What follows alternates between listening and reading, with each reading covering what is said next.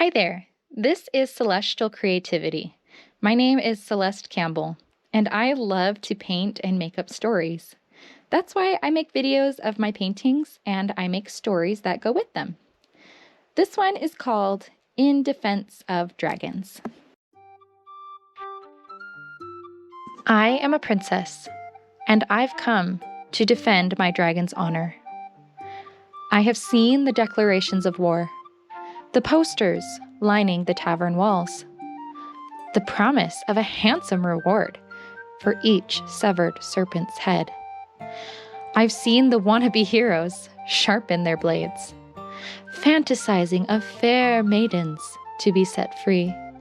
I've heard the bards spin tales of princesses carried off by fire-breathing monsters.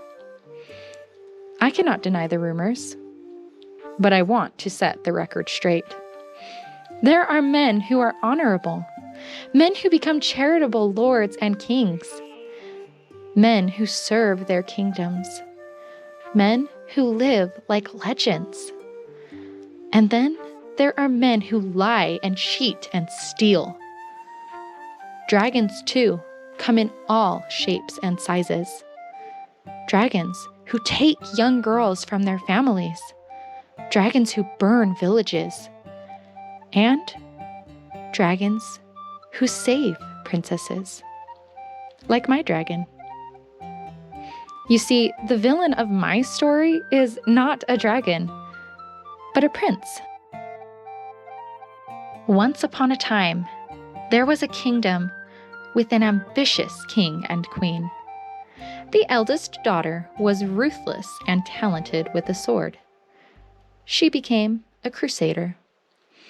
She led armies and invaded many nations. She brought honor to her family.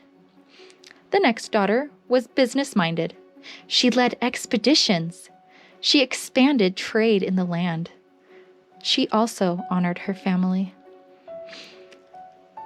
The youngest daughter was quiet and imaginative. She spent her time alone, painting and drawing. Her parents worried that she would disappoint her kingdom.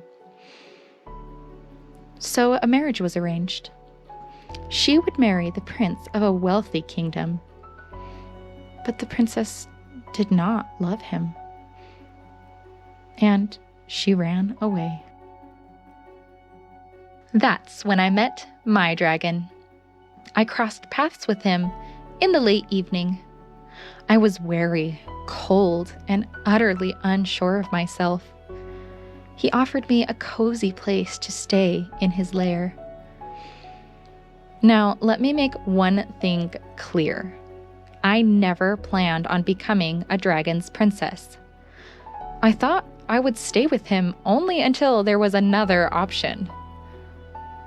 But he was amazing, clever, funny.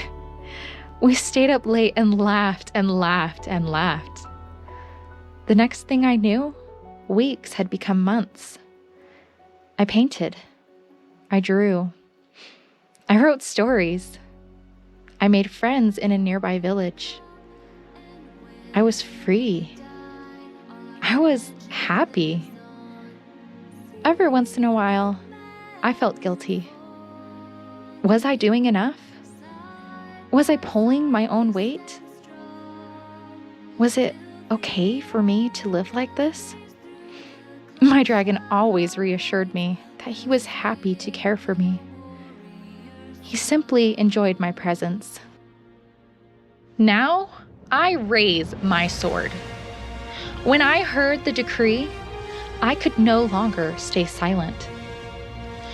As a result of the abduction of his bride, the Prince of Northdale declares war on all dragons, shouted the messenger from the town center.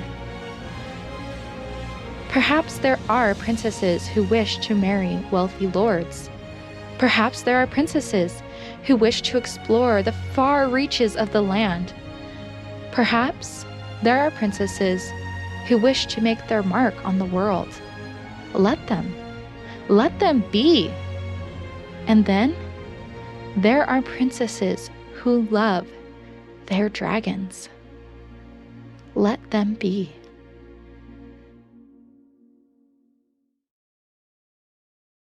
I'd like to now take the rest of this video to unpack my thoughts and talk about my inspiration behind this.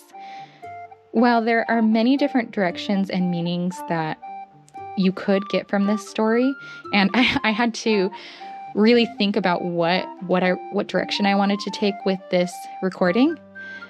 What I was really thinking about was actually about traditional roles in a marriage.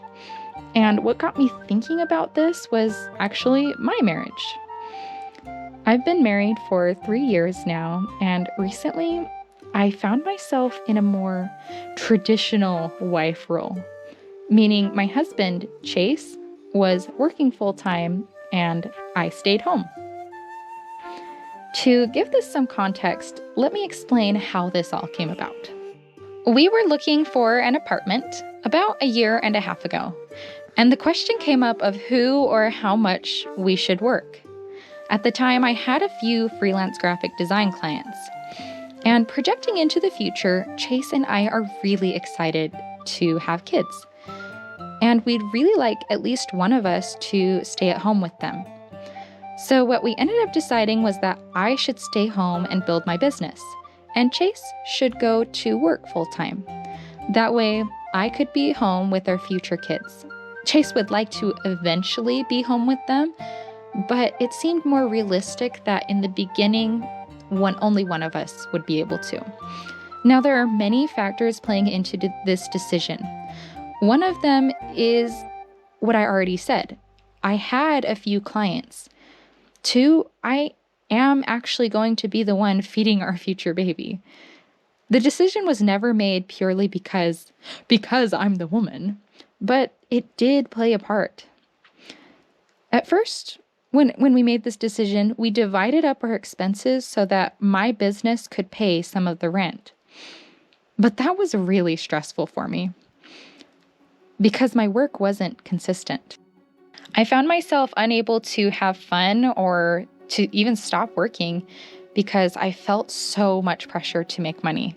And in fact, when the COVID shutdown happened, I was a little happy because it meant I had more time to put towards my business because I needed to make money, I needed to pull my weight, I had to get this up and running. Yeah, it wasn't a very healthy place for me to be. So Chase and I talked, having recognized that I wasn't in a good place, and we decided that Chase, with his full-time job, he was able to cover our living expenses and that I could cover the extras. That way, even if I made $0 in a month, we could still live. But if I made money, it would add to our quality of life. And honestly, that resulted in us traveling and doing way more fun things than previously in our marriage. Even so, I still felt really guilty that I wasn't pulling my weight. And after another discussion, we decided that I would do the shopping, the meal prep, and the housekeeping. That way, when Chase got home, he could focus on his own projects. And it honestly made more sense with the amount of time he was putting into his job and going to work full time, and me being at home. It really helped to balance things out a little bit better. And let me tell you, when we finally reached that arrangement, it felt so good. I felt like I was contributing, but I wasn't stressed either. I could finally relax and put my love into my work. Whereas before I was so focused on the money because I needed to pull my weight. I needed to help pay rent. I needed to help with the groceries. I needed to be successful for our future family. And now what I could do was focus on growing it and recognize that it was going to take time before it made money and before it was consistent. And it just felt so much better. I was happier. Chase was happier. Everything was better. The only problem was talking to people about it, because I felt really old-fashioned. I mean, talking to my friends, yeah, Chase and I made an agreement that I do all the housework, I do all the meal prep, and I work on my business while I'm at home. Oh, and I had a yoga studio membership too, so Chase was off working and I'd be doing yoga and cleaning the house. It really made me feel like a 1950s trophy wife. Here's the thing. While my role as the future mother of my children did factor into our decision, we made every choice out of mutual love and respect for one another. So that's why I wrote this story.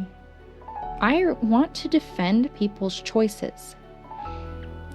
If people decide to take a more traditional approach, even in a progressive world, it is okay.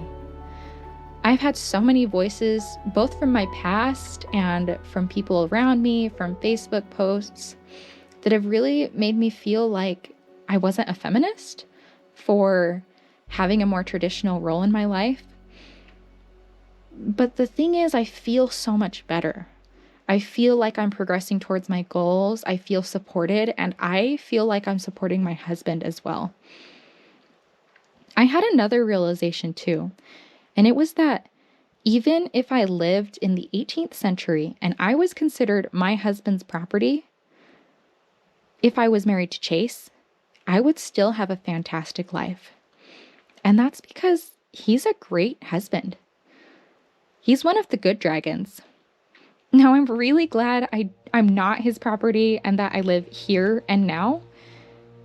But I realized that perhaps more than the era that I'm living in or the circumstances of society, what's contributed to my happiness as a person is actually the person that I'm with. Because I realized that if I lived in the 18th century and I was married to one of the bad dragons, that would be a living nightmare. And not just in the 18th century, now.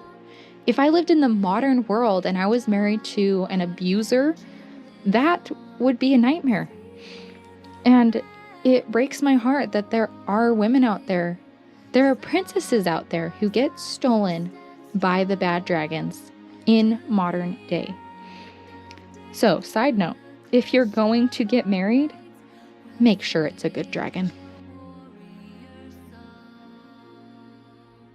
In conclusion, what I'm trying to say with this piece, with this story, and with my commentary is, number one, not all men are bad. I know it's popular to talk about the bad men. And while there are men who do terrible things, let's not discredit the good ones. And two, you get to make the best decisions for you. Becoming a stay-at-home mom does not mean you aren't a feminist. And don't let the world or the feminists or your family, whoever you're with, don't let them tell you differently. Because in the end, you are the one who gets to make the best decisions for you and your future.